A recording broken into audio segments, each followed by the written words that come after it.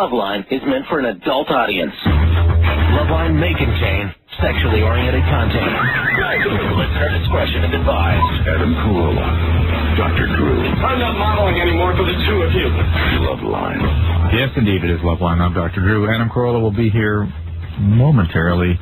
Engineer Anderson, you look like Bono there. He's sitting here under a hood. He's sick. He's got a fever. I know, I heard. He's going to get on the mic here. And I'll be in the college chat room at drdrew.com. If people have any trouble getting here on the phone line, it's 1-800-LOVE-191. Again, if you have trouble getting through on that line, you can always come through at drdrew.com. The college chat room, I'll be watching the screen. I won't be chatting because I'll be doing the show, but if you have questions, you can certainly put them up there, and I'll keep an eye out for them. Eve 6 is our guest tomorrow night. No guest tonight. Eve 6 apparently will be debuting their new CD tomorrow on the show. Later on, Stroke 9. There's a best of Loveline coming up. That's good. That means we're getting that off. Not bad. But without Adam here, I'll say no more and get right to the phone lines. This is Candy. Candy's 20. What's going on, Candy? Me and my fiance, we'll see, when I was conceived, my mom was on the pill, and we want to know if I'll be affected the same way. You mean if the pill won't work with you? Right. Well, you know, I bet your mom just didn't use the pill properly. You know what I mean? She either took a medication with it, or she wasn't, exactly 100% on her taking it at the same time every day, that sort of thing. Well, because we asked her about it, and she said that she was consistently with it for 3 years before, but then that just popped up. Yeah, it happens. There's such a thing. But again, if you really examine these things, it usually is a function of something else coming to bear, like an antibiotic or something you don't really think about. Those are very, very effective. And I don't know of any reason that there would be sort of a familial predilection for it not working. I think you can expect it to work if you take it properly, okay? All right. Don't scare me like that, Anderson. Jeez. This now is Josh, 16. Josh. Yeah. Hey, what's going on? Yeah, about 3 months ago, I was in a car crash with my friends, and I was in the middle seat in the back, and I wasn't wearing a seatbelt. And, well, I hit my crotch on, like, a hard seat, and I got, like, whiplash and stuff. And, like, ever since then, I can't get a boner. You hit your nuts? Hit my... That's why I was just showing us the anatomic term, guys. You hit your testicles? Yeah. They swelled up, and now I can't even get a boner. How long ago did this happen? 3.5 months ago. Did you have a doctor look at this? Yeah. And what'd they say? They said, it'll go away. Not to worry about it. Did you see a urologist? No, I just seen a regular doctor. I would worry about it, you know. I'll tell you what, you're having a functional problem, they swelled up. You can get injuries that are not always that apparent. I tell you what, when I have people get those injuries with a direct hit on the testes where they swell, I usually have them get an ultrasound to make sure there's not been some problem with the blood supply, make sure they haven't fractured or really been significantly injured in some way. You really can't tell just by looking at them, I'm afraid to say. Page 22, Page. Hey, what's up, Dr. Drew? Not much. I know where my partner is. Yeah, I do too. I had some suggestions for him. Like what? Well, you know how he always does that thing where he's like, wouldn't it be great if they brought back this and that on TV? I have some suggestions. Yeah, I'm ready. I'll write them down for you. I wanted to run it by him because... Well, come on. I come up with these with him, believe it or not, those particular things. I don't believe it. No, seriously, the quicksand, all that kind of stuff. I watched a lot of TV in the 60s. Quicksand was yours? I don't remember if that one was mine, but stuff like that. I came up with a few of them. So go ahead. What's yours? All right, I'll run. I got 3 of them. All right. I'll give you my worst 2 first, and I'll finish up with the grand finale. Right. The first one is the bad haircut. You know, like one of the kids, like Greg Brady. Wait a minute. All right, bad haircut. All right, got it. Bad haircut. Bad haircut. The hair is a big theme in the 70s. Oh, definitely. Yeah, all right. A lot to go wrong with. Yeah, exactly. The second one's a skiing accident. Skiing accident? Yeah. Right. No.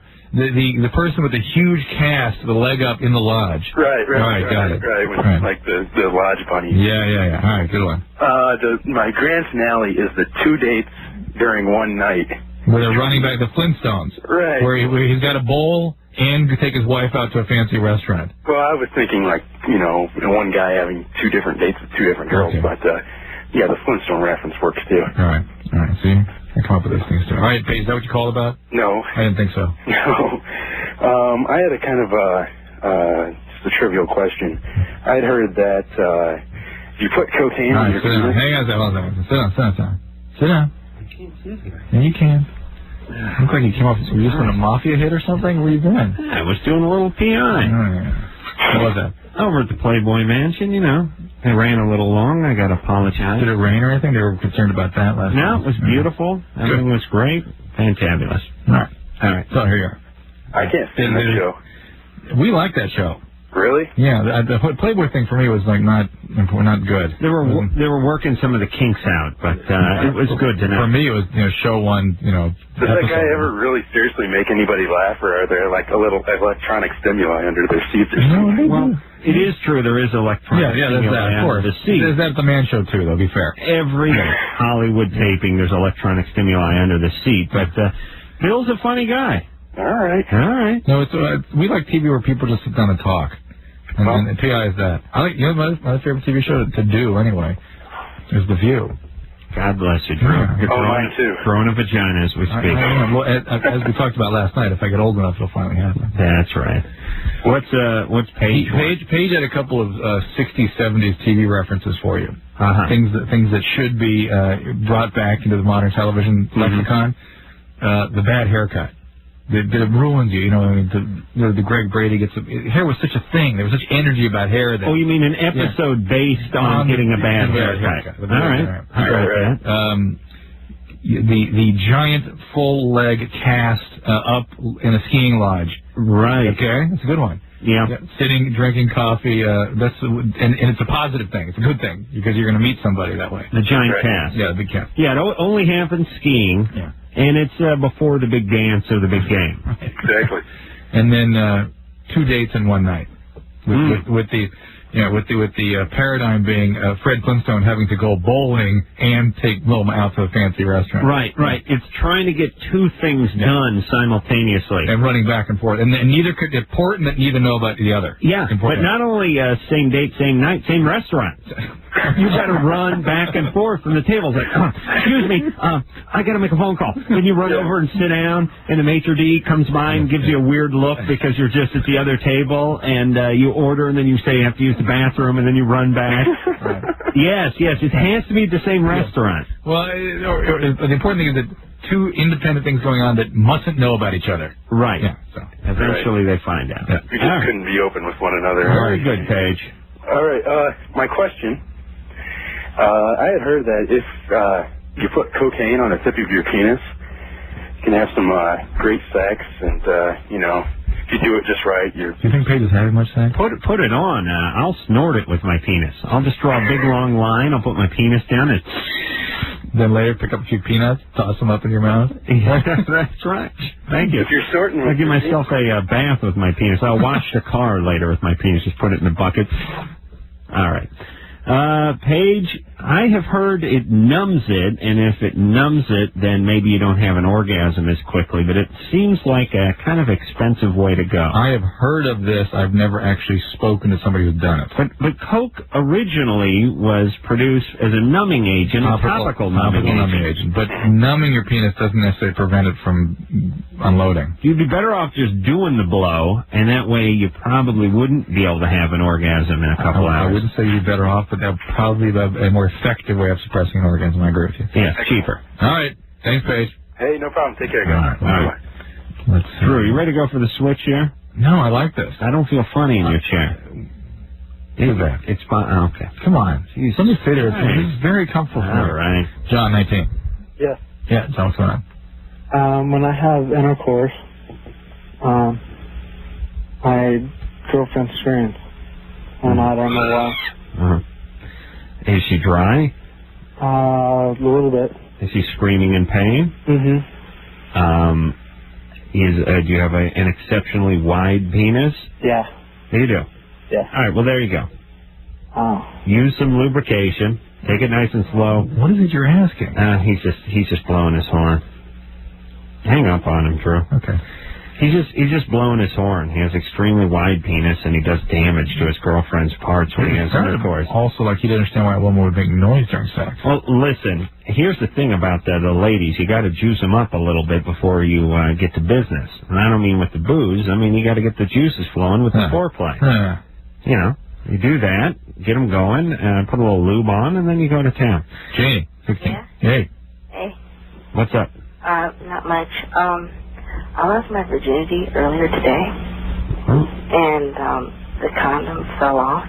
Oh, boy. And the guy, but see, I was wondering because it was 2 days after my menstrual cycle. It doesn't matter. Here's what you must do. You must get the morning after pill. Unless you are hell-bent on getting pregnant, get that morning after pill. Okay, Janie?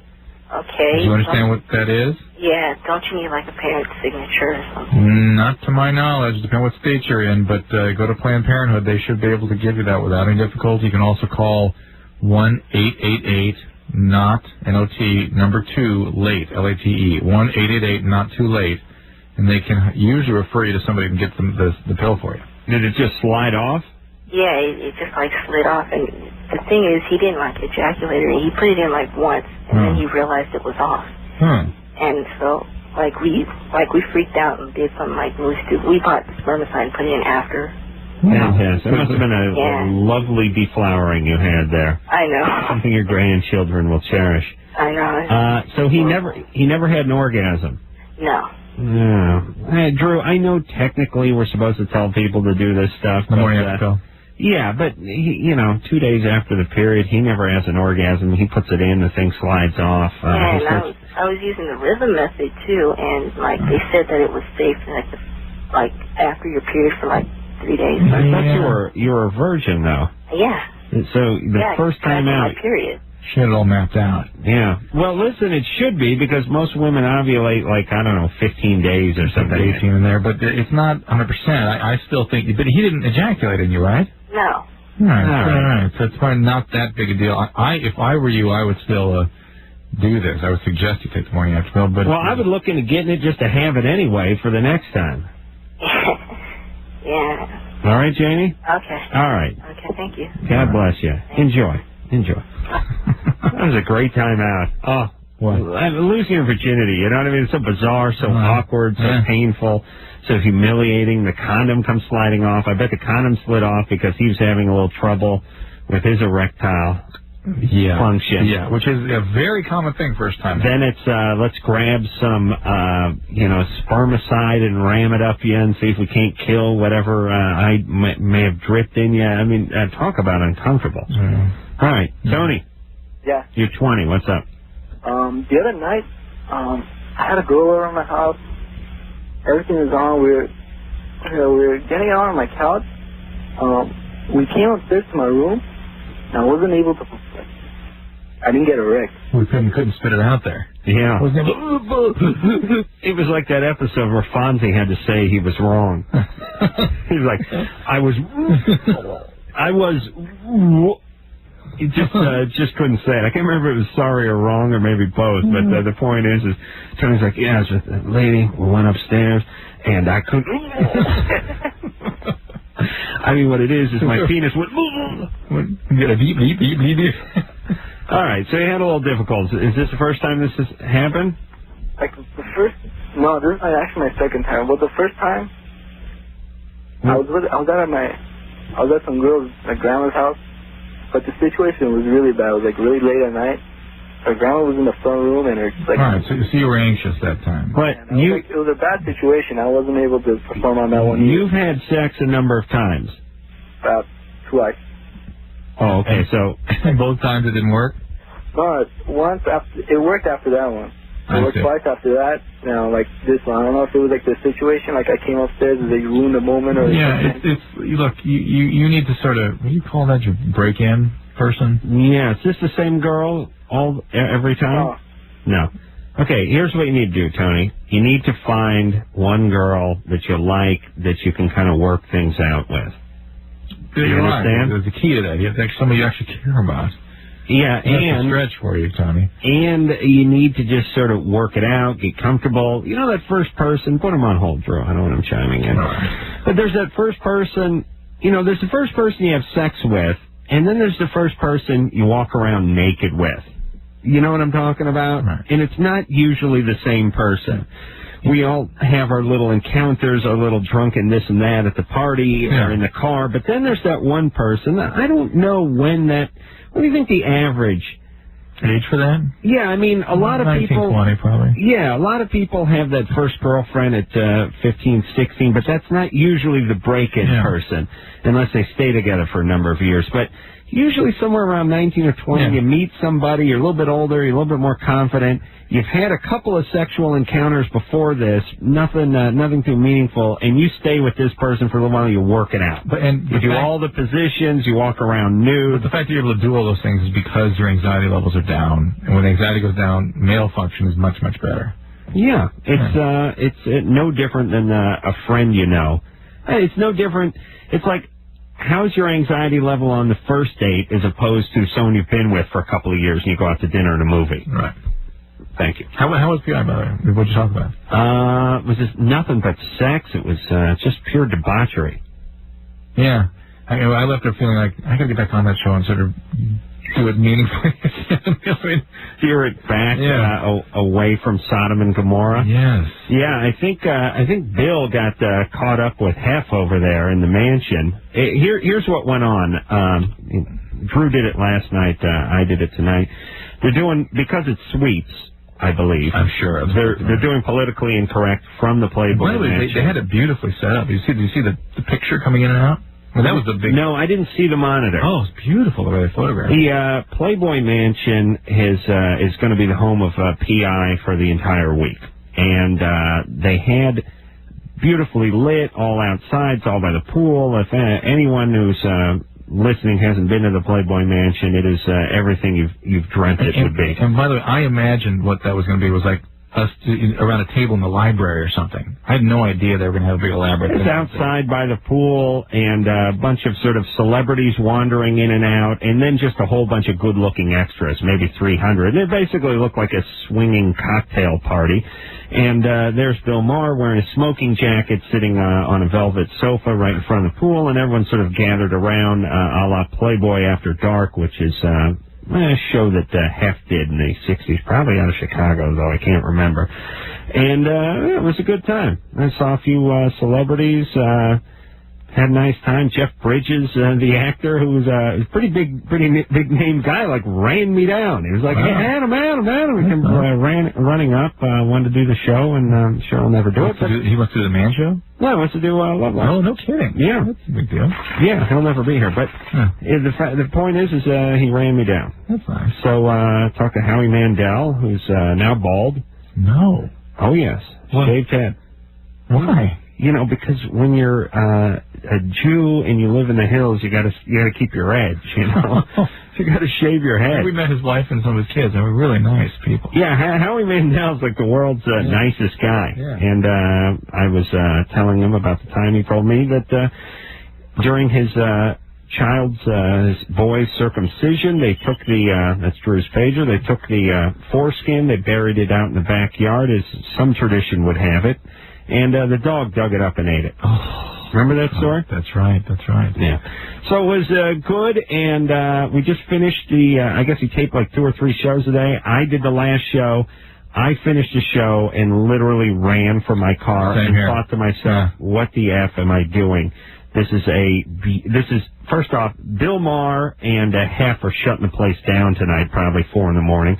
There's nothing but booze flowing. There's a jazz quartet. There's beautiful, busty extras wandering all over the place. And I thought, would you shut up? I thought I could easily spend another couple hours here putting a few back.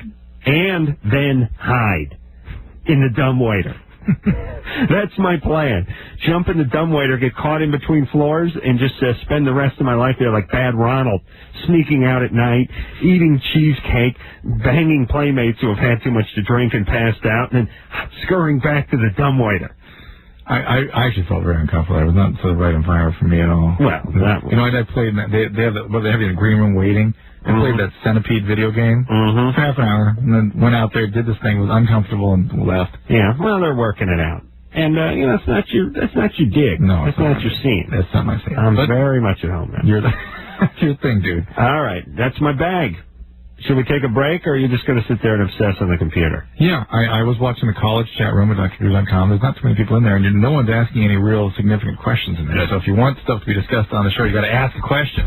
And I'm not going to be chatting in that room. I'm just viewing it. I'm just watching your questions. Fine, you idiots. I have to pee. All right. All right. So when we come back, we'll speak to Scott. No, we'll talk to Colleen. Colleen. Yeah. Colleen is 19, picks at her arms and legs until she bleeds. Really? We want to come back to that? Yeah. All right. I got a whiz. All right. We'll call it good enough. All right, bye. Hey, push that button there, Drew.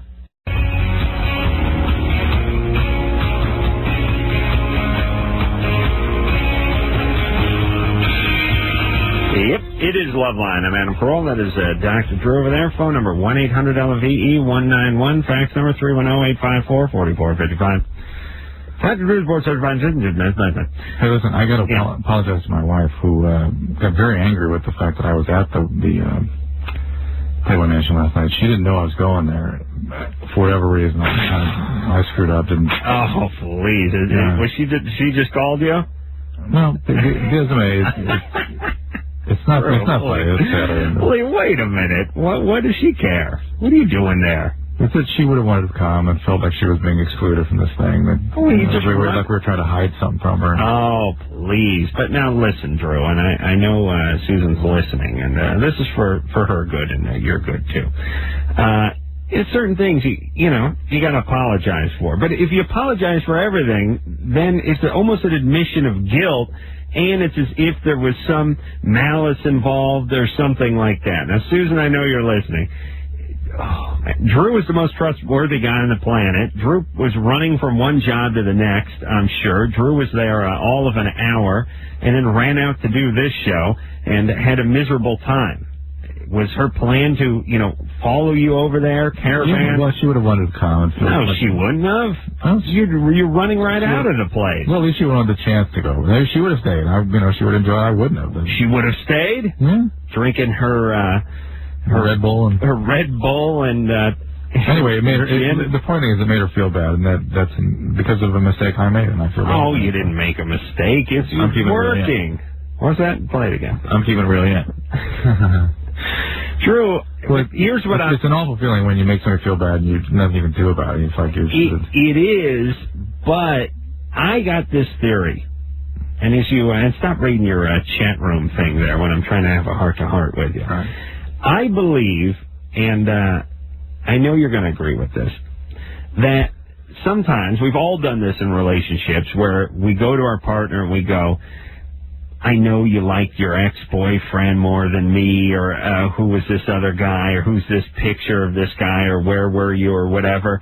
And what you really are asking for is you're feeling a little insecure, you're feeling like you're getting a little out of control, and you're almost asking to be put in line, I think. Like a little tug on the chain. I really do. Hey, I admit it. I wouldn't mind it if a girl pulled me aside once in a while and said, listen, don't worry about this other guy and stop being an idiot. Rather than, no, it's okay, it wasn't anything, it was just, a couple of dates, then I get a little momentum. Yeah, just a couple of dates, huh? You know what I'm saying? And I think you got to do that once in a while. Not over everything. Yeah. I mean, sometimes you're wrong. Once somebody feels bad, you want to... Well, I mean, you say to them, listen, I'm sorry you feel bad, but, don't... If this is all it takes, you got to look into that. Because you didn't do anything. If you've done something, then apologize. If you apologize for something you didn't do, then it's like you did it. I didn't make it clear. She didn't know where I was going. Where'd you say you're going? Politically incorrect. All right. So what? She went to politically incorrect. Well, she's supposed to be in control of my schedule and stuff, and nobody told her where it was, and then it makes her feel like she's going to go. All right. But listen, is that... Do you want to keep that going, or do you want to kind of snuff it out a little bit? I would have rolled the clock back and... No. That just keeps it going. Here's the way you extinguish that a little bit. Sorry, I told her I was going to PI. I forgot I was at the Playboy Mansion. Let's move on. That's what I'm saying. Yeah. Mellow out. Let's move on to the show anyway. Yeah. All right. Colleen? Yeah? You're 19? Mm-hmm. What's up? I heard a show that you guys had done a while back where someone called in and they had been doing methamphetamines and they talked about having picking. They talked a lot. Picker syndrome. And I do that, but I don't take methamphetamines, and I pick until I bleed, and it hurts. Do you wash your hands a lot, or pick your fingernails and pull your hair out, that kind of thing? No. Because that also can go along with it. It is a obsessive-compulsive kind of a behavior. Is it? And it's very, very common with stimulant addicts, but it can happen in other conditions, too. Like what? Like obsessive-compulsive disorders. Oh. Do you have that? Depression, certain kinds of depressions. Well, I've been depressed lately, but... Yeah. When I started, I was like 14. I've been doing this. I have this habit for like 5 years. Man, how do you pick? I mean, do you get something going and then it scabs and then you pick the scab off? I do that, yeah, but I feel like I go into a little zone. Yeah. It's like the hair pulling. Same kind of thing. All right, well, maybe you got to get on something. Get on something, like drugs? Their medication. No, not drugs. Look at them as happy pills. Okay. Yeah, well, something's going on. Yeah. Yeah, why don't you go to a psychiatrist and talk it over? Well, that's another thing I was going to ask. I don't have a lot of money, so is there something that people can do when they don't have a lot of money but they need to talk to someone? University centers, county hospitals, they're often prorated places around you can get to. And I would start with an academic institution. It's often free. Okay? Like a teaching hospital. All right, Colleen? All right. Take care of yourself. Thanks a lot. All right. I pick it myself. It's only my nose and my ass, though, and not in that order. But those are the only picking places. You pick and you pull. Yes. I prefer to think of it as yank. Oh, yeah, picking yank. Yeah. I pick and I yank. Yeah. I go up my nose when I'm driving. Somehow the Seven Dwarfs just come to mind. Pick, pulling, and yanking, grumpy and sneezy. Then working in the mind. I pick my nose when I'm behind the wheel, and then when my ass is freed up when I get home, I go up my ass for a little while. And then later when my penis has some time off, then the yanking begins. I see. That's my ritual. Scott? Yeah. What's up?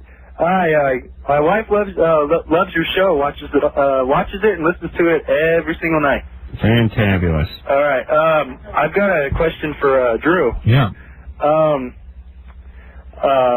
My penis, every time I go to the bathroom, my penis kind of drips afterwards. I mean, not after you do the shake and everything, but it still keeps going, like kind of like a runny nose for like a couple of hours. You can look forward to much more of this as you get older. And it's usually a problem with the prostate that does this. Prostate's either inflamed or not functioning normally. Really? Have you had any infections? No. Never? No. Do you lift weights or do anything where you're... Yeah, I lift weights. Yeah. Weightlifters get this a lot. Really? Yeah. I take creatine. Does that do anything? Not that I'm aware of. Does it go back if you stop lifting? It tends to. Yeah, it gets better. But the heavy Valsalva maneuvers, that pushing you do before you lift, is really irritating on the prostate. Yeah. So here's the moral: lift weights, but let's say you're doing bench press. Yeah. Just use a mop handle. You know what I'm saying? Save that prostate. So I take creatine. Would that do anything or? Did I not just answer that a few seconds ago? No. You said no, it wouldn't. So I don't think so. There you go. Okay. Thank you. All right. Bye. Kiss your wife for us. Thank you. All right. Keisha. Hey. Hey, you're 24. What's up? Okay. I haven't dated a black guy in like 4 or 5 years, and For me, it's been 2.5. Just thinking out loud. Yeah, go ahead, Keisha. And a few of my friends have been making comments saying that there's something psychologically wrong with me because of that. Well, because I haven't. Huh? You're black yourself, I'm guessing. Oh yeah, definitely. And you've dated all kinds of people. Oh yeah, white, black, Mexican, you name it. And just recently, you haven't dated African Americans. Well, no, I just haven't found anybody that really interested me in that way. There you go. That's it. Fine, who cares? Yeah. Date white guys. Or whatever. I do. No, I think the fact that you just date the person is admirable. Yeah. You're looking for a person that interests you, and that's great. Precisely. That's what I thought, but I thought it bared merit just to ask. To make sure. Well, it's worth thinking about to make sure you're not motivated by something that's sort of not apparent to you right at this time. Are you trying to piss someone off? No, not at all. I just find it erotic. I like it. That's all. All right, yeah. Simple. Like being with a nice pink-skinned man, huh? You know, the color thing just gets me. Ooh. Yeah. All right. Have fun. We don't care. Yeah, don't worry about it. Tell your friends to relax. All right. All right. You got plenty of white guys to date? Oh, yeah, definitely. I got a little bit of everybody that tries to hit on me, so I have no problem. So what have you done so far? Mexican, white, black? Oh, let's see. Okay. Let me write this down. Get one of those. Hold on a second, Drew. Get one of those IHOP placemats, and I'll circle the flags as she talks. All right, Keisha. It hasn't been that many. I see. So what I did white, Japanese, nice. Chinese, Mexican, obviously black. I dated a Thai guy, Italian. I dated quite a few. I'm a world girl. What can I say? Yeah. I mean, I just love men. There's nothing wrong with that. Yeah, she's got a vagina like the United Nations. My God. She's broken down. I mean, forget about just the Japanese guy to scratch the Asian off the list. She's got the Chinese and the Thai guy. Little things for. All right. Well, anyway, Keisha, you do what you like. It's no problem. Nobody's business but your own. Eric? 21. Yeah. What's up? I was wondering what would happen if you mixed acid, if it would be bad if I mixed acid and shrooms. I don't know that it's any worse together than they are individually. In other words, it's a net sum rather than some multiplication of their effects. Yeah, because me and my friends were, wondering, because we had some the other day, and, they were wondering what would happen if they put, a couple drops on one of the caps.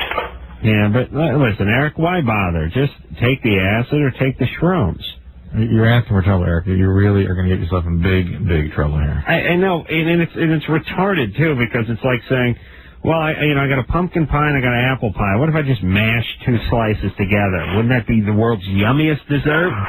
No, you retard. Just pick one and eat it. All right, and listen, knock it off. You're barely employable. You hear me, you goofball? Yeah. Seriously, where do you work? I don't work. There you go. And what's up? What's the plan? I don't do nothing. I'm sit around the house. What's the plan? I need to get a job. Doing what? Well, I don't know. Oh man. All right, hey Eric. It's like I'm talking to a Martian. Listen to me, Eric. I swear to Christ, do not screw with your brain anymore. You need what little you have left or started with to get a job. To me, that's like talking to a Martian. Hey, I can't comprehend. I give this speech weekly now, but I am deadly serious when I say a guy like, who was that, Eric? Eric, yeah. Guy like Eric, I think it's safe to say, and I know you don't like to say this, Drew, but I don't understand. We're living in this climate where there's no difference in anyone. Everyone's a genius, and everyone's the same nationality, and there's no differences in anybody. Listen, they're stupid people. By the way, if they're smart people, they're stupid people. Because unless we're all as smart as the smart people, that makes some of us stupid. It just, on this planet. Or less smart. However you want to couch it, there are smart people, there are dumb people, and there are sort of middle-of-the-road people. And that's most the people, and that's why it's the medium. But the deal is when you're really stupid, and I'm guessing a guy like Eric, not the brightest bulb in the chandelier from the word go, then starts mixing the shrooms with the acid and goes from stupid to retard. Now he can't work. Stupid guys can work. Stupid guys can make a living. They can get in a union. God knows, you're stupid, get in a union. They feed you not to work. And then, if you go 10 minutes into here's how the union works, at least does as far as Hollywood unions, as I can tell. You eat the entire day, and then if you don't eat promptly at 5 o'clock, they give you a meal penalty.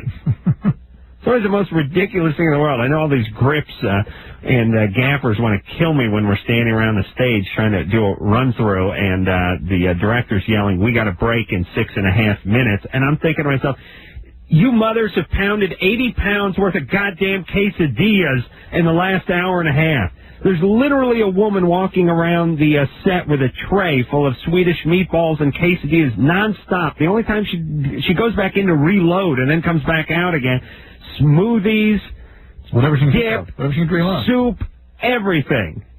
It's like you're going to explode before lunch, and if we don't break for lunch, there's a meal penalty? The hell is that? Kiss my ass. Here's the point. Get into one of these unions if you're stupid. But you can't get in if you're a retard. You can only get in if you're stupid. All right. You want to go to break? Yeah. We'll do that.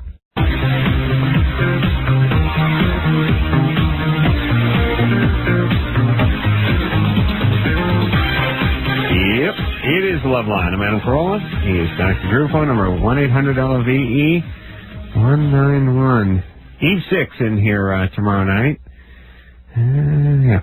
All right, you ready to get back the phones here, girls? Yeah. Speaking to Jen. Hey, what's up? Hey, Jen. Hi, okay, I'm calling tonight because even when I go without smoking pot for a bit, I still feel high, and then sometimes I get like this surge of an extra high when I'm sober and make a point to be sober. How long is a bit? How long has it been since what? You said when you're sober for a bit. How long is a bit? Like half a day or a day? Well, marijuana stays in your system for weeks, stays in your fat for your life. If you go out and exercise, you'll get an extra surge and feel high from that. Really? Half a day? You have to be off it for weeks. But so just, because like, yeah, I'll just feel like it'll be like a surprise when it just comes out of that. No, you're Or is that just psychological? No, your fat is saturated with cannabis, and if you skip a meal, you release it from the fat. If you run, you release it from the fat. So if Cannibals ate her, it'd be like a pot brownie. Absolutely. You're going to look forward to that. It takes weeks to get out of your system. Okay. And two, I was wondering, like, what the chances were of me catching something serious from sharing pipes, like herpes or cold sores or something. Why would that be something serious, by the way? There's plenty of good things you can get. Because it's unsightly and gross. And all right. Unsightly? Listen, easy on the weed there, Jen. No, it's not possible. She can't stop. No, it's helped my life, actually. Oh, yes. Okay. Yes, it has. Well, mark my words. It will have a consequence. Imagine where you'd be without marijuana. Excuse me? I said imagine where you'd be without marijuana. I know where I'd be. Where? Dead or in jail? That's right. That's right, baby. All right, keep smoking. Okay. All right, we'll talk to you in about 5 years when you've done nothing. When I've done nothing? Yes. Okay, well, I'll see you there then. All right. Bye. Bye-bye. There you go. Hey, listen, I don't mind the weed, but don't kid yourself. You smoke every day. That's it. It drives me nuts when people get on a high horse about the thing. I got no problem with weed. I think it should be legalized. If you want to toke out when you get home from work or whatever, fine. But those of you who wake and bake, it affects you. And you don't think it does. And I'll tell you why you don't think it does. You're stoned. Everyone else knows. And why is it we talk to people and in the first 8 seconds of conversation, no. Not that they're stoned now. It's just that they've been smoking regularly. Yeah, it's like, all right, but it's not detectable. Yeah. You don't think people know? We're talking, you're in Wisconsin on a phone. It's your parents' house. You said 3.5 syllables. We know you're a chronic weed smoker. You don't think it affects? You don't think when you're going in for a job interview and sitting across a guy, he can tell? We're on the goddamn phone. You haven't even got a complete sentence out. We know you smoke weed. Yeah. So listen, if you want to smoke it, fine, but understand, people know it holds you back, and you got to moderate. And if you can't moderate, you got to quit, just like anything. Lisa? Hi. What's up? Okay, a couple of weeks ago, my mom's boyfriend was over, and my mom wasn't home, and he stopped by, and he started hitting on me, and I kind of like hit on him back, and then we had sex, and I don't know if I should tell my mom or not. Oh boy. First off, you hate your mom. Perfectly normal, yes. Perfectly healthy. Of course. Where's your dad? Well, he left when I was like really little, so I don't even know him. I see. Do you have any idea why he left? I don't know. My mom doesn't really talk about it, but I just think that they didn't really get along, but I don't know. I see. And so you had sex with your mom's boyfriend. Yeah. He sounds like a wonderful individual. He is a world-class dick. World-class. And, yeah. And you want to know whether to tell your mom. Yeah. Now, why would you want to tell your mom? Well, I don't know. He told me not to, and I know that my mom really likes him, but I don't know if she would still want to if she knows that he did that. So. Are you trying to save her, or are you trying to get back at her? And why did you go along with it? Well, I don't know. It just sort of happened. Well, yeah, but you knew what was going on. I mean, granted, you're 16 and your dad left and all that kind of stuff, but you knew what was going on. What do you think in you made you do it? I don't know. I guess I always thought he was, like, kind of cute, but I never thought that I would do that. And then do you have any problem with your mom? Not really. We've gotten along pretty well. You don't resent her in any way? No. There have been periods where you didn't get along? Yeah, sometimes we get in arguments. Yeah. What's your mom do? She's a sales representative. I see. And, sounds like American Beauty. Is she out of the house a lot? Yeah. Uh-huh. All right. It sounds like you had a little payback heading toward Mom. It does, but she was raped, basically. She can't render consent. She said, what state are you in? I'm in California. All right. You can't have sex with this guy. This guy's going to jail. How old is he? He's 36. Oh, that's an idiot. And your mom needs to know what kind of an a-hole this is. It's not your fault. You were abused by this guy. Okay. Okay? I think she does have to tell Mom. Well, you think your mom is going to want to marry him? In fact, you may want to go to a medical professional first, call a helpline, rape crisis line like RAIN, R-A-I-N, and get the ball rolling where you start documenting what had happened. And in case she freaks out or reacts negatively, at least you have a support system there that's documenting things on your behalf. Well, wait a minute. It was consensual sex, and I know she's a minor, but I mean, render consent. I know, but I don't know what a rape crisis center is going to do for that. They do forensic. They refer for forensic evaluation. Why do you need forensic evaluation? To prove it, because he says I didn't have sex with her. It's his word against hers. Yeah, but I get the feeling your mom would believe you if you told her. Yeah, but this guy should be in jail. Would she believe you? Yeah, I think she would. She would. Yeah. And how long ago did this happen? Like 2 weeks ago. No. Okay. Yeah. There's no point really. All right. Hey, Lisa. But that's yours. I would call the police. You really should. This guy's an idiot. Okay. And yes, I would tell Mom, and you have to get Mom not to continue the relationship with him. You don't want this guy in the house, do you? No. No. All right. Tell her. Okay. All right. Take care. All right. Oh, boy. Oh, man. What the hell? What are guys thinking? You know what I mean? You know, guys are animals. We got a, 16-year-old girl today. I mean, have you seen some of these 16-year-old girls? Oh, yes. Your wife's so sad. I know you can't say anything. Chris? Don't make her sound so bad. Yeah. Your wife? She has to deal with a lot. Oh, she's good. Right. She's good. I mean, she's good, yeah. What'd I say? She's all right. Oh, all right. You also made it sound like a Red Bull drinker, which she's not. Oh, no. She drinks 4 or 5 nights a week. It's not every night. Chris? Stop. Yeah. She's good with raising 3 kids. My God. Oh, listen to me.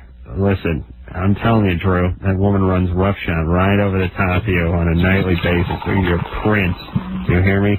Bringing home the bacon, frying it up in a pan, working your ass off. She has to put up with this every night. She has to be... What, this? Don't call the show. You won't put up with this. What are you talking about? Put up with this. She calls up this. She pages you. Stop. Wait a minute. Hold on. Stop. She pages you during the show. Yeah.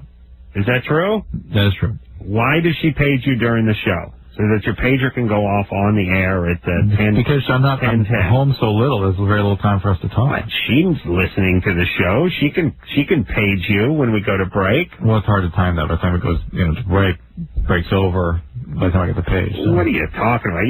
She knows we ain't doing nothing at 10:10. She knows what the clock is on this show. She can page you at 10:19 or as soon as we go to commercial. But it takes sometimes 1 minute, sometimes 8 minutes for a page to arrive. All right. You're lucky I don't know what a pager is or how it functions. All right, then you dutifully call her back, and then you apologize on the air, and then that's where the trouble starts. She just shouldn't have chewed on you during the show. That's all I'm saying. You didn't do anything wrong. She really didn't. She didn't. This is for her, Drew. That's what you don't understand. That's where you screw up in your approach. You just women don't like a spineless guy. They run right over you. It makes them feel insecure.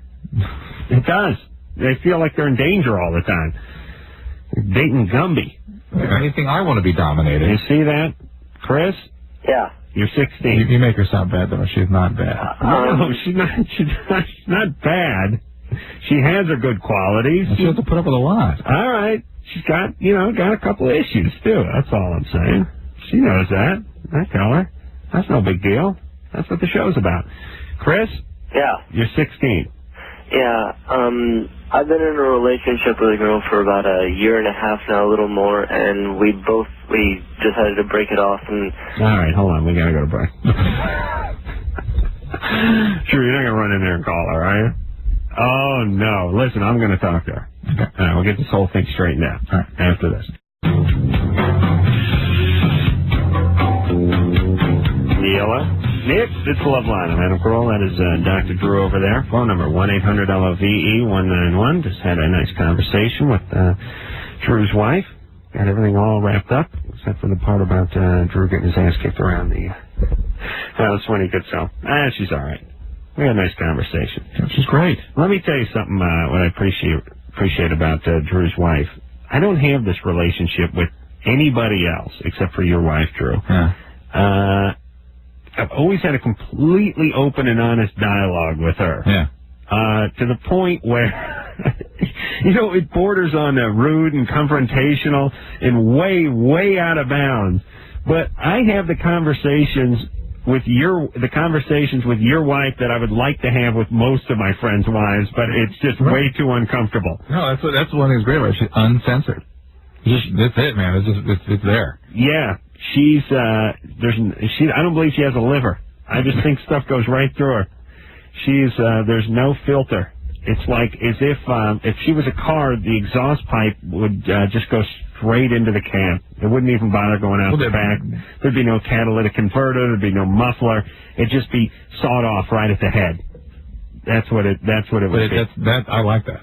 Yeah, well, people that are very, it's a double-edged sword, let's be honest, but I've always enjoyed my very candid relationship with your lovely wife. That's good. And we just had another good conversation on the phone. Although, thank God, every time I talk to your wife, there should be a radio show starting. Yep, gotta go. And I'll toss your mom onto that list, though. There should be a radio show waiting for me every time I'm in a conversation with everybody. And I could either choose to jump onto or not. But it's great. It's like, 30 seconds. Susan, gotta go. Huh? Sorry. Get over it. See ya. All right. I saw you trying to go with my mom one time, too. I enjoyed that for the first 2.5 hours. It was just the second 4 hours. All right. Yeah, it was like that PBS special on the Civil War. Wake up, that's going to wake me up. Hey, Brian? Yeah? It's Adam. Oh, hey. What's up? Oh, it's horrible out there. You're 17. What's going on? Yeah, you're right. It's a horrible world, It's all coming apart. Yeah. What do you need? All right, well, I have a girlfriend, but she's pregnant. Mm-hmm. Oh, my God. And it's horrible. I've seen some horrible things out there. Yeah. Where? Well, Vietnam, Cambodia. Yeah, it's been tough. Hey, Brian, we're going to hang up on you in a second. Why? Oh, so? Get to your question. Okay, well, I was having sex with her, 2 nights ago on Sunday, and I noticed, balls, sort of, chunks. Yeah, the pregnant girlfriend, right? Yeah. You should talk to her obstetrician. It's probably a yeast infection, but various kinds of vaginitis can actually impact on the safety of the pregnancy. So it is important you talk to the obstetrician about it, okay? Oh, okay, because, I haven't got nothing. It was like that. Brian, it's not about you and it's not funny. It's the child safety of the child here, okay? You're going to make one hell of a father. God, it's like, hey, I got it. It's not me. It's not about... It's like, okay, Brian. Yeah, your girlfriend's pregnant, buddy. Don't worry about you for just a second. I hope there's triplets in her so that this Brian can have the joy of childhood, of raising a child 3 times over. Oh, can you imagine? You think we're in trouble as a country? We got Brian, his daddy, over here, everybody. Lots of Brians. And listen. Millions of Brians. Okay, here's the deal, y'all. I was a jackass when I was 17, too. I don't blame Brian. I couldn't have raised a kid at 17. Are you kidding me? Drew, could you imagine? No. Drew, you're Drew, and you would have screwed up a kid at 17. Absolutely. At 25. Are you kidding? I would have traded my kid for a mini bike when I was 17. I swear to God I would have. Hey, I got a couple questions on the chat. Somebody was asking about rectal bleeding, which, by the way, is a medical emergency. You need a doctor to evaluate that immediately. Another question was on bi-monthly mushroom use. A regular mushroom use. Every other month? Or I think I mean twice a month. I see. And that's the kind of stuff I expect to see, the same kind of brain damage we see from LSD. Does bi-monthly mean every other month, or does it mean twice a month? Well, what's bi-weekly? That'd be twice a week, or that'd be every 2 weeks. Bi-daily? You never hear that. What's that, Anderson? Thank you. Semi-monthly is every other month. Semi-monthly is every other month, so bi-monthly is twice a month.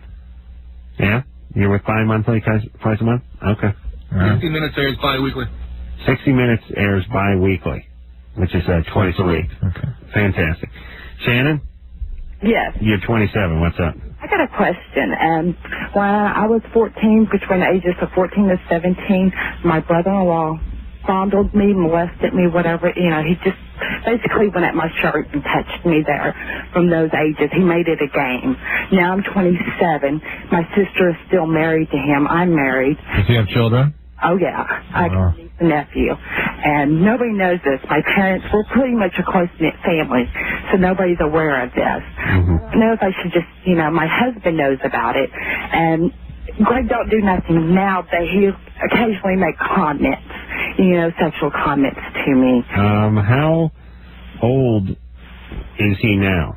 And my sister is 9 years older than me, and so she's... I didn't know. Let me just rephrase that. How old is he now? Did you see how deliberate I was when I said that? Let's see if you get that. You know what the answer was? My sister's 9 years older. There you go. Shannon. Yes. How old is he now? Greg is 35. Okay. He was in his 20s. So he's 7 years older than you. Yes. Or 8 years. Yes. And so when you were 14, 15, he was in his 20s. Exactly. And he did this from the time you're 14? Yes. To the time you're 17? Since I got pregnant when I was, 18 years old, so I see. When I got pregnant. Pregnant with him? No. He stopped messing with me. He's quite a gentleman, this. So I don't know, you know, should I just not say nothing to anybody? Well, now, hold on a second there. Same. Hold on. So. I picture Shannon churning butter right now as we talk on a porch somewhere. Shannon, where are you from? I'm from Dallas. I see. Boy, you got some twang in you. I'll tell you that, sister. What did he do when he fondled you? He basically made it as a game. If I joked around with him, called him a name, he would carry me into the other room and just put his hands at my shirt and stuff and grab breasts, and it never went no further than that. Just breasts? Exactly. And breast man. So he didn't hold on, I can't blame him for that. Didn't touch genitalia, didn't try to have sex with you or anything like that. No, and this went on, I mean, when you're 17 years old, at a certain point, weren't you like, hey, cut it out. Hey, Greg? Really naive. Growing up, my parents kept me very, very sheltered. I see. So you know. Right, now you have 14 kids. No, I don't. I see. All right, so this guy was out of line, but in a sort of strange way, and not that, I mean, he was out of line, but not out in the drainage ditch by the side of the road that most our callers are. This guy was just sort of on the shoulder of the road. Yeah. I'm not exactly sure why he was just sort of, do you have a large rack? No. Well, then there's no excuse. No, there wasn't. I just, you know, should have just be hush. I never say nothing about it to myself. I tend to think, and you know me, I just figure move on and enjoy. But keep the kids away from him. Well, not his kids. Well, his kids are living with him. Yeah. His kids are living with him, right? Exactly. I have a niece. Yeah. Do whatever. Well, what's he do for a living? He works for Mercury. He makes stuff like that. It's a warehouse job. I see. So, all right. My sister's a very high profile, works very hard, and she brings in most of the money. I see. And do they seem to be getting along okay? You know, they have a great marriage, you know. Okay. I mean, just basically hush and don't... All right, Shannon. Yeah, I wouldn't open this can of worms. Just, you know, don't hang out with the guy too much. Focus on your own family and enjoy, as I say. Well, I don't know what to say. I mean, she wasn't 9. she was in her teens, he would sort of playfully, grab a boob out of line, no doubt about it, but what do you do? And he hasn't done it in 10 years, and are you going to bring it up? And isn't that going to, maybe the family turns on you? Could it destroy a family that is doing okay? That's the downside. And of course, he's just going to, you're going to confront him, and he's going to go, listen, I loved you like a daughter. We were wrestling. We were having a good time. You started it half the time, whatever. Didn't she sound like a Carol Burnett character? Yeah. Vicki Lawrence playing that. Yeah, Vicki Lawrence is Mama. Angie? Yeah? You're 20. What's up? I was just wondering what the repercussions are of smoking cigarettes and taking birth control pills. Well, as you head into your 30s, the risks of what's called thromboembolic disease, clots in the legs, heart attacks, those things tend to go up so much so that it would be actually recommended that you not be on the pill if you're a smoker in your 30s. In your 20s, it's not as big a deal, but there is some added risk. All right. Well, she's got 10 years. Jake? Yeah. You're 18. Yeah. What's up? I seem to have this problem with napkins. Yeah. And as far as, dryness goes, feminine napkins? And, cotton in a medicine bottle. But, I'd say about 10 times worse. All right, let me see if I can recreate that. Okay, say that again. I seem to have a problem with napkins, like dryness, like cotton in a medicine bottle, 10 times worse. Well, I think the answer is apparent. Pour alcohol. I don't know what the hell he's talking. What's he talking about? I have no idea. He gets the heebie-jeebies. It's like the texture of, the touch. It's just real dry. Napkins are.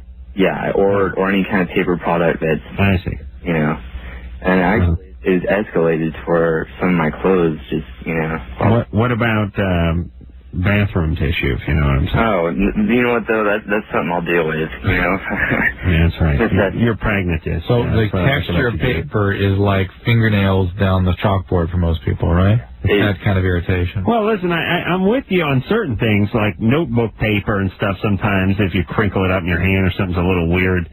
But, paper towels shouldn't turn you off too much. Paper towels are the worst. Yeah. You're not a two-ply man, are you? No. I see. All right. I can't think about it. Well, you're definitely weird. You understand that, right? I suppose. And this has everything to do with you and nothing to do with paper products. So what are we going to do about this?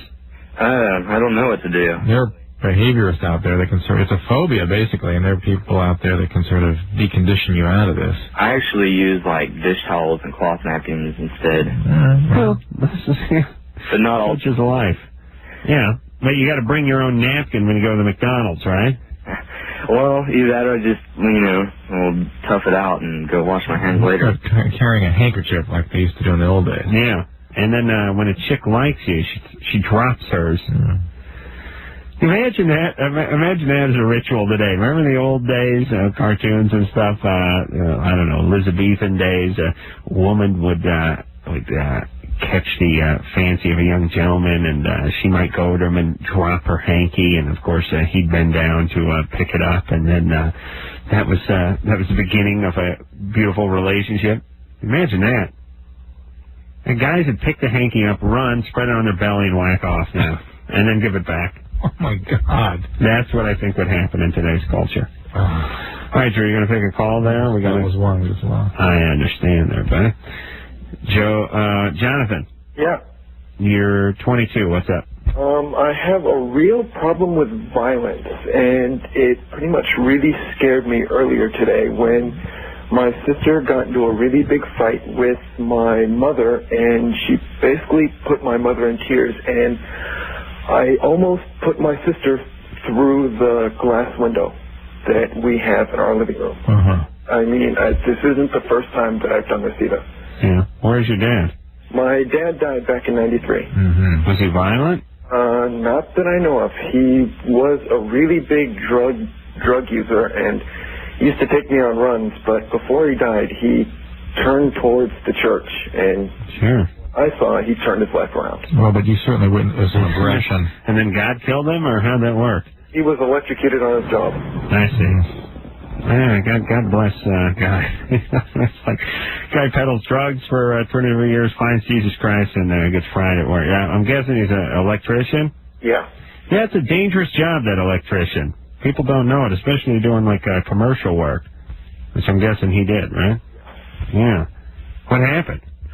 He was working for a job and for a really big computer company, and people on the job had been getting shocked left and right, and he basically went to the company and told them to turn the power off, and they gave him the ultimatum of go back to work on live wires or you're fired. And he had to support me at the time, and he went back to work, and about 20 minutes later he was electrocuted. Did you guys get a big insurance settlement? We sued him, and it took about 6 years, and we won it about a year and a half ago. All right. How much money did you get? Not a lot. Oh, really? Attorneys did know. Probably, roughly, after the lawyer costs and stuff, about $40,000. Yeah, it's crazy, isn't it? Oh, taxes and all that stuff. I mean, listen, everybody, when people are talking about $200,000, you're talking about taking home the 40. Attorneys and Uncle Sam and everyone else. All right, well, that's tragic. But you grew up around a guy who was dealing drugs, but he wasn't violent. Not that I ever saw. He every now and then, when my sister would be out, and we had our little sibling rivalries. We'd pick on each other, and sometimes, he would. I can only remember 2 times that he ever hit me and knocked me to the floor. Okay, well that's knocking you to the floor is pretty good, though. That is ever doing that is way, way over the top. So that's where this comes from. Well, and just the fact the guy was a drug dealer, and maybe using drugs, and a less than a jovial childhood is what Jonathan has. So, Jonathan, why don't you look into get a little therapy or something, see if we can contain this anger? Well, I'm not too sure where to go because I just got off of the streets of living there for about 3.5 years, and my mother just gave me, let me come back home and stuff, and I don't have any insurance. I'm not. Well, then go to Al-Anon. Just go to some place where there's 12-step program and get a sponsor and start working the program. Oh, is he drinking? No, Al-Anon. Oh, Al-Anon. Yeah, okay. Yeah, I see, because his dad is a drug addict. That's nice, out on the streets. Robert. What? You're 17. There's plenty of reason to be rageful. Yeah, no kidding. Yeah, I was calling because, I have this thing where, my hands are always, getting all sweaty and everything. And I was wondering what I could do about that. Well, there's a cream called Xerac, Xerac, and there's an operation where they can actually ablate the nerves, the sympathetic nerves in the armpit that actually supply the sort of energy to cause the sweating. And there's those things that can be done. Oh, the procedure's not done in the hand or the wrist? I think it's right here. I think it's but isn't that for the armpit? Actually, it may even be right up here. No, it's for the... I always thought it was in the hand. There's an armpit one they can do to ablate the apocrine glands. Just a hand. Yeah, I understand. Why don't you try some of that Xerac stuff? All right. It's Xerax. AX? Xerac? AC. All right? Go to a dermatologist. You rub it on there, I don't know, before you go to bed, and it stops from sweating. XERAZ? Yeah. AC. AC? Yeah. All right, thanks. All right. Josh? Yeah. You're 19. What's up? Well, lately, it's been going on for, a month now? Yeah, it seems more like 5 weeks to me. Yeah. Lately. Well, when I wake up in the morning and I go to use the restroom, for some odd reason, I'll just, grab my penis and, pull forward on it. And, this discharge will come out. And then, it's not, discharge color. It's, more I don't know, it looks like mucus to me, pus. Is it white? No, it's, yellowy, kind of. Is, any pain when you urinate? Well, no, it doesn't at all. I mean, I've heard the show and everything, and I've heard people say it hurts and everything like that, and it swells and things like that, but nothing like that. Yeah. Are you sexually active? No, not right now. When was the last time you had contact? 2 months ago, 2-3 months ago. And that's been the duration of this symptom, right? Yeah. I mean, it's and then every 3 hours, 4 hours. I don't know. I don't really keep track, but every time I go to use the bathroom, And before I do it, I'll just do that, to see if it's gone away or nothing, but no, it hasn't. It's there every 4 hours. Or something like that, yeah. Well, it may be just some sort of lubricant created by your prostate gland. That's a normal thing, but it needs to be cultured to make sure it's not some infected material. People can get low-grade infections with chlamydia and non-gonococcal causes of urethritis, or prostate infections even could do this. So I would strongly urge you to get that cultured, okay? Mm-hmm. Yeah, I was just, making sure, because I've talked to somebody else before, and they're like, well, it's normal. You can be normal, but you can't say it's normal until you prove it's normal. Okay, that's good. Okay. All right. So it's semi-normal and maybe not? Hey, listen here. Josh, you got to get it cultured. So next time you wake up, get one of those little containers you measure NyQuil in. Mm-hmm. Do it into that, and take it with you to the doctor. What do you say, Drew? Sounds like the doctor will send the pipe brush up anyway. Oh, he will? Yeah. Why? You got it. No, it's all contaminated. It's not a culture medium. Well, it's got a little urine. Chlamydia's got a special thing you have to swab immediately onto. Anything to go up the pee-pee. Yes, anything. I'll tell you. We look for reasons to do that. I swear, I think I don't know if my grandfather or my grandma was telling me, or once, had a container they were going to crap in and bring it with them next time or something. Oh, that part of medicine. Jesus Christ. What is that? You give them like a little Tupperware container and they're going to bring it back with them? Or a high hat, a top hat. A top hat. Little thing you put under the seat. And right. If you turn it upside down, it's like a top hat. How much Duke do you need? It seems like a fingernail full would about do it. I was just reading... you need 1.5 pounds? Yeah, we do a lot of it. In fact, I was reading tonight there a famous gastroenterologist was suggesting we do too much stool culturing in this country. Well, listen, I've said it for years. I was talking to a guy at the Man Show about stool cultures. Too much stool cultures. Yeah. Why is that? Why are we wasting money on culturing the stool? Cultured stool culturing it? Yes. It's needed some. It's rough around the edges. Rough around the edges. Right. Need a little bit of language and we send the Duke to finishing school. Right. Learns to walk with a book on its head. It's just which is incorrigible all these years. Which is the salad fork. Yeah. Not to put its elbows on the table when it's eating. Isn't that important? I don't think I've ever had a stool culture. I'd like to get one of those. I have. And you have. That's nice. And when are you going to bring in my penis test? What? Remember we were talking about... oh, yeah, I forgot about that. Drew says, 75% of people walking around out there have the wart virus. I'm sure you do. I know you think I do, and I know I don't. So, you put your money where your mouth is and put my penis where your mouth is. You bring that stuff in, rub it on my penis, we'll put the flashlight on it or the black light on it, we'll get to the bottom of this. All right, smart guy? Yeah. All right, we'll be back.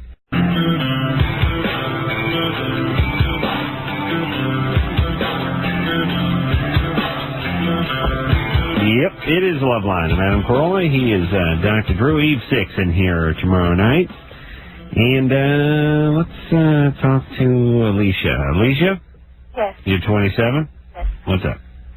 I just found out that I have strep throat, and before I knew, I performed oral sex on my husband, and I was just wondering if he could get any kind of bacteria from that. How do you know you have strep throat? Because I went to the doctor and I had a throat culture done. Culture came out positive. It came out positive. And your husband has no symptoms right now? No. He's fine? Yeah, he's fine. There are certain infections of the urethra that probably could be a strep, but really be unusual. So he should be fine. Okay. And as long as he doesn't have any symptoms, he is fine. So. Okay. Are you able to perform with the strep throat?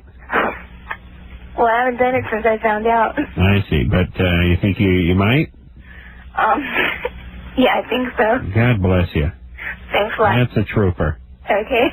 All right. All right, bye. Got a little lozenge for her. A little ropey lozenge. All right, Mark? Yeah. You're 21. Yes, I am. What's up? Yeah, I was seeing a girl in high school.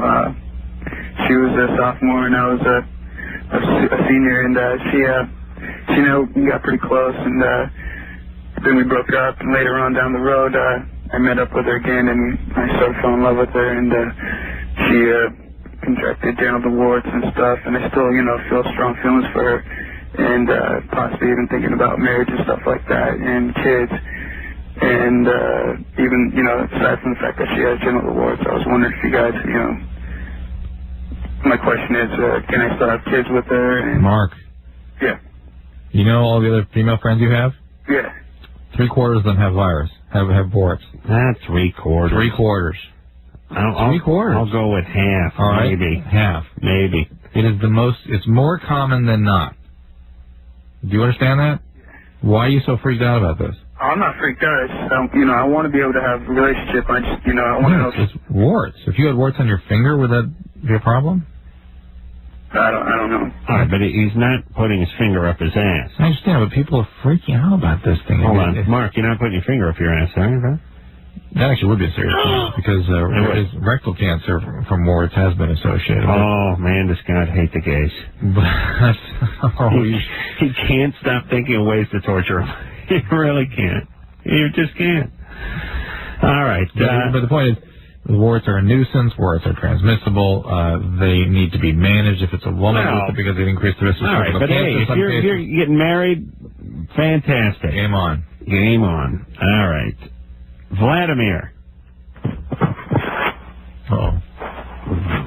We scared him. Hello? Vladimir? Yeah. Hey, what's up? Hey, Vladimir, you're 15. Yeah. What's up? Hey. I was wondering, what's the latest time to pass puberty? What's that? What's the latest time to pass puberty? Let's say Tuesday, about 11:45, 11:30, something like that. Vladimir, some people your age still have not achieved that yet, and it's not a bad thing. It's actually associated with longer lives.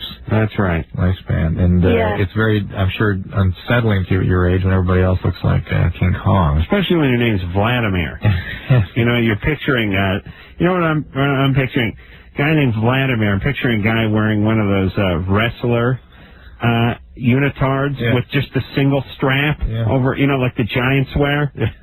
Who decided the Giants wore boxer trunks with one strap over only one shoulder? You know what I mean? It's like you can wear a regular wrestler's outfit with the the ones where basically the tank top is sewn into the trunks, but when you get over 380 pounds, you go down to one strap. And you mean giants like fairy tale giants? Fairy tale giants. Why are they also wrestler giants? Why are fairy tale giants also dumb with buck teeth? Well, it is documented that bigger guys are dumber. I mean, we all know that. The deeper your voice, the dumber you are. But the one strap over the shoulder, that's what I picture Vladimir wearing, and that doesn't bode well with the slow onset of puberty. But that's all right. He'll be fine, right, Drew? He'll be fine. There you go. Laura? Yeah. You're 20. Yeah. What's up?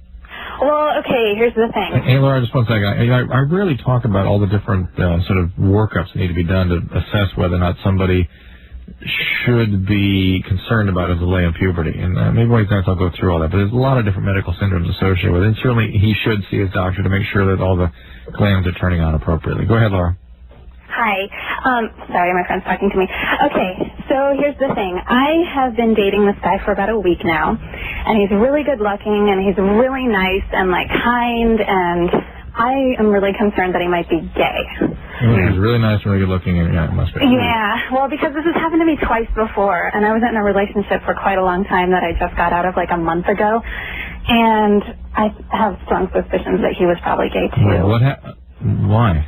Because we were never really physically intimate very much, and I don't know, I've just had problems with this in the past. The first guy I ever kissed turned out to be gay, 3 months later. He decided that he was, and I felt like it was my fault because I made him gay. Which I know that's not true. Well, no, wait a minute. Come on. You may have turned him gay. Yeah, sure. It happens every day. Well, not everybody has that power. Yeah, but there's no way I'm kissing Laura and going gay. Well, I don't know. I mean, I'm good looking, I'm smart, but I really have a propensity to go for these guys that are very... Yeah. Where'd you meet this guy? At a party. He came with my gay friend. He came with your gay friend? Yeah. What kind of car does he drive? A BMW. Uh-oh. Gay? Days the day long. Which one? I don't know. It's older. It's older. It's not the little convertible? No. It's not a convertible. No. Okay. And what's he do for a living? Well, he's in school right now. I see. Film. What's his major? Film. Cinema. Uh-huh. Does he wear glasses? No. Well, yeah, he does sometimes, but not always. Yeah. What kind of frames? They're round and small. Yeah. Could be gay. Could be German. He's not German, is he? German. Uh-huh. And what about the shoes? What kind of shoes does he wear? Well, he has, I don't know, like... Does he seem to care about his shoes? Yeah, he cares about how he dresses a lot. Yeah. And the shoes especially? I haven't noticed the shoes in particular, but yeah. You know why gay guys are concerned about shoes? Because women are concerned about shoes, and gay guys are concerned about what women are concerned about. You know what I'm saying? Yeah. There's a correlation there. That's not a coincidence. I think that's why I get along with him so well. Well, let me ask just a quick... How many dates you been on with this guy? Oh, it's like 3. And what has he done? Has he made a move? Yeah. I mean, we've been very physical together. Oh, you have? He's attracted to me, yeah. Yeah. But then he's always telling me about his gay friends and how he wants to go out with them that night. Well, how physical have you been? Well, pretty physical. You slept together? No, I'm a virgin. Let's see. Listen here. Okay, hold on a second. Thumb up. Okay. MySpace. Yeah. And by the way, ladies, you know, when you're saying, you know, hey, I'm 20 and we're pretty physical, and I say, how physical? And you go, pretty physical? I'm thinking sex. I may be, if you're calling Loveline, I'm thinking more than sex. I'm thinking like bowling pin in the ass. So, you know, pretty physical and not having sex. You're selling yourself short. I mean, you're giving people the wrong impression. Laura's 20. She's still a virgin. Let me ask you a couple questions. Yeah, we'll get to the bottom of her. Hey, Laura? Hello? Do you have any nightmares?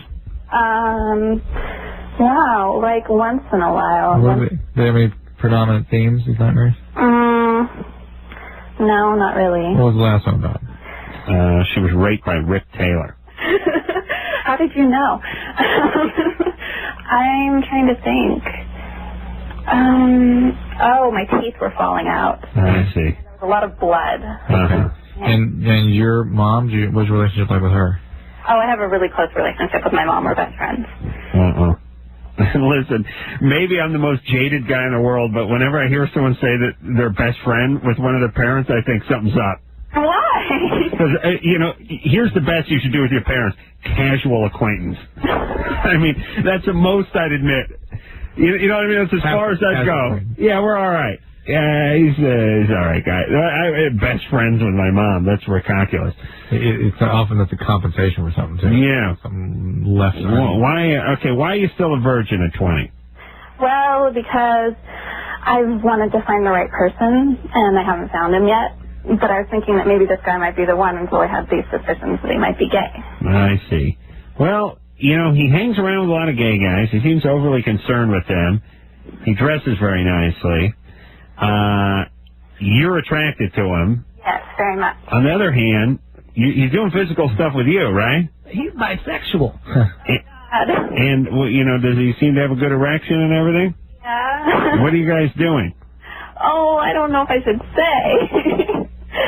I mean, we'll like oral sex and like things like that. I see. Things like that. Nice. Uh-huh. Yeah. That's all a guy needs. All right, Laura, listen. Just stick with it. Really? Should I confront him about it? His pee-pee doesn't smell like poo-poo, does it? Oh. No, man, you're out of control, man. You're on a roll. Thank you. I want to dissect her. You really? I'm all not right, doing the go ahead. Yeah, just talk to her. Is your mom drink? No. God, no. Did she ever? No, I don't think so. Is she sort of a labile person or sort of traumatic or? Oh, no. She's a nurse. She's very healthy. Oh, nurse. Okay. Red flag. Yeah, is her dad an alcoholic? Her dad was abusive. Yeah. Okay. Only crackpots go into nursing. But, I mean, not physically abusive to her. He was abusive to his wife. Yeah. Okay. Was he an alcoholic? I don't know. I don't know much about him. We'll go with because you don't abuse until you're drunk. You don't abuse at noon when you're sober. Yeah. And a lot of nurses have alcoholic parents. It's a common thing. All right. That's interesting. I just wonder. Let's say. Well, I'm wondering about this thing with the teeth spitting out and stuff. That I wonder if there's some residual, real aggressive stuff hidden inside Laura here. And well, I'm very voracious sexually. yeah. Yeah, sex. It's not like I don't. But it has to be with guys that are not really passive. Interested in you. Is he sort of passive? Are you leading the charge sexually?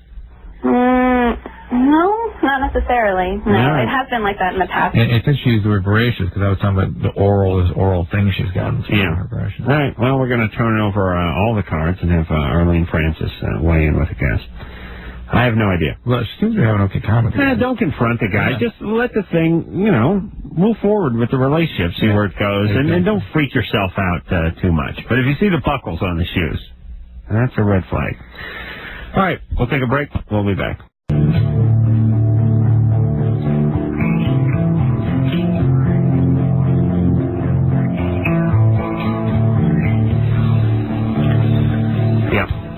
I was just talking to Drew about something I want to continue on the air because it's kind of interesting to me. The sort of deprivation of service that is going on in this great land of ours, whether it's the guy at the gas station. Well, let's just take the gas station for just 1 second. And here's what I'm leading into, Drew. I think we're now living in a society where if you want service and you want courtesy, you buy it. Mm-hmm. That's what's going on. And I think there's people who have money and will get the thank yous and come right this way, and there are people who don't, who will be starved of it, completely deprived. Whereas I believe in the past, sure, if you had money, you got treated better. I mean, if you walked into a casino and you're dropping some money, you got a little better treatment. If you bought a first-class plane ticket, of course you got a little better treatment. Goddamn right you do. $3,000. So here's my point. Everyone got equal treatment at the gas station, at the corner store. Do you know what I'm saying? Yeah. Just that part of life. And, when your parents were growing up, and even I remember as being a kid, a gas station guy wore a bow tie, and he came out, and he washed the windshield down, he wanted to check the oil, have a nice day, come again, let's check the tire pressure. That is, we're a million miles from that. And now you get the foreign guy who just gives you that steel-eyed look, just that look like he wants to dance in your grave from through the 4-inch thick bulletproof glass. And I'm thinking, I wonder if that just subtly takes its toll on the country as a whole. Oh, sure. That you go through your day, there's no thank yous, there's no come again, there's no, I'll go to the same gas station. I got a couple of gas stations around my house. I'll swing in there twice a week. There's never a, how you doing, or back again, or late night. It's like, it's just zero. Yeah. And there's not even a thank you, or, come again or something. That would be, they probably shouldn't do that because I'd grab for my heart like Fred Sanford and fall over right there on the pavement. But there's not even a thank you. There's not even a nod or anything. It's just toss the change back at you. If that glass wasn't there, I think they just throw it. They put it in a shotgun and blast it in your face. And I'm just wondering if everyone's not just a little bit meaner and a little bit more freaked out and feeling a little bit more alone. Yeah. A little more anxious and aggressive, too, because of it. But look at it this way. I don't want to put too fine a point on this. But when your community was your community where the guy at the gas station knew you, where the guy at the market knew you, even if he didn't know your name, you went in, hey, you're back. How's it going? Then you kind of felt like connected. Sort of connected. Yeah, connectedness is lost. Now it's like, hey, you're on your own, and I'm in it for me. In this country right now, people are lucky if they're connected to their parents. Yeah. Or they're three. Yeah, think about that. Yeah. I mean, that is the core issue going on right now. You're just looking at the top layer of it. I know, but so we're sort of giving birth to a generation of people just going through life alone, sort of looking out for yourself, loners, disconnected, and, by the way, taking care of themselves, number one. Well, if you're disconnected, you can't empathize with other people. They don't really exist. Yeah. Yeah, everyone at a gas station around here feels that way. But, you travel a little, you don't get that. I mean, like we were driving through Wisconsin. Oh. Drew and I driving through Wisconsin, car stops at a Mini Mart, 7-Eleven. We walk in there, and the guy's like, howdy. Huh? What, are you filming a commercial? Where's the commercial? Oh, can I take you over there and show you it? Yeah. And it's like, do you have a bathroom I could use? I could pee in the corner. No. Here's the bathroom. It's right over there. It's like, oh, my God. I can't believe what's this guy want? He must want something. You know what it is? He just robbed the place. He killed the owner, and he's behind the counter. The guy's bloody corpse is lying at his feet. He's trying to get us out of there. Yeah, it's unnerving. Brenda? Caller who goes by the name of Brenda, who's 19, whose brother mysteriously died. Oh, I hear her breathing. She's been on hold for 8 minutes. Where's she? All right, screw that. Let's see. Yvonne? Yeah, this is me. You're 26. What's up? I take various psych drugs. What do you take? I take Serazone, I take Neurontin, I take Risperidol, and I also take, I can't think of it right now. All right, what's the question? I have these very deep nightmares. Very intense nightmares. I've been having them for about a year and a half. Serazone will frequently do that. Okay, that's new, though. That's about 3 months old. All right, Risperidol can do it, too. Oh, can it? Yeah. Okay, so that's totally normal. You want to tell your doctor about it. It's not normal. It's very, very unpleasant. He doesn't seem to make a big deal about it? It's not a big deal unless it's a big deal to you. Yeah, it is a big deal to me, though. You got to go back and talk to him some more. Talk to him some more? Yeah. Okay. All right. But talk to him about this, not just, about the Lakers. Yeah. Chris? They win, by the way? I think they won big. Yeah. Chris, you're 19. Yeah. What's up? Hey, I got something kind of embarrassing. I got a curved penis, and I wondered if there's like any kind of or something I could get. Like, where's the curve? In the middle or at the tip?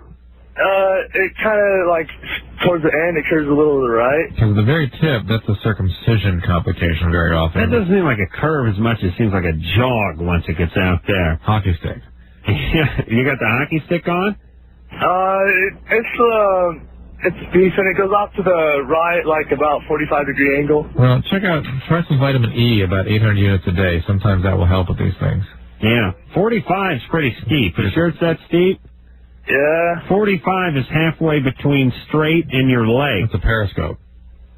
That's 90. Steep. Well, it's like a little bit less steep than that, probably, I'd say. Yeah. Like a 30 or something like that. 30 degrees? Yeah, like something like that. I'd like to look at that penis. All right, as long as it's working, it's not painful erection, you're able to sustain erection. Not a painful erection or nothing. I'm just saying, I'm kind of getting into a relationship right now where, I don't want to, for it to be painful for her, No. But try vitamin E, 800 units a day. Try it. Women, it's like a truck inner tube in there. You can do whatever you want. You know what I mean? You feel around inside the vagina. You go left, you go right, you go up, you go down. It's a game on. So enjoy is what I'm saying. It's fine. So just sort of take your shape, right? Yeah. John? Yeah. You're 18? Yep. You slept your stepsister? Actually, I had a question for you. No, I smell fart? Yeah. I didn't fart. I laugh when I fart. Oh, that's right. John, you fart? Yeah. John, what's up? About 2 weeks ago, you had a show where Adam wasn't on. Okay. Yeah. And you were talking about Salvia divinorum. A guy called in. You weren't sure what it was. Oh, yeah. It's a drug you can order over the internet. It's not regulated in the U.S. because it doesn't have a very widely used, not a lot of people use it. Right. And you can buy it over the internet from Hawaii or Mexico's where they grow it. And what is it? It's a leaf. And you smoke or chew up 6 to 8 of them. Mm-hmm. And after half an hour, you get effects for about an hour. What does it do? Visual effects. So it's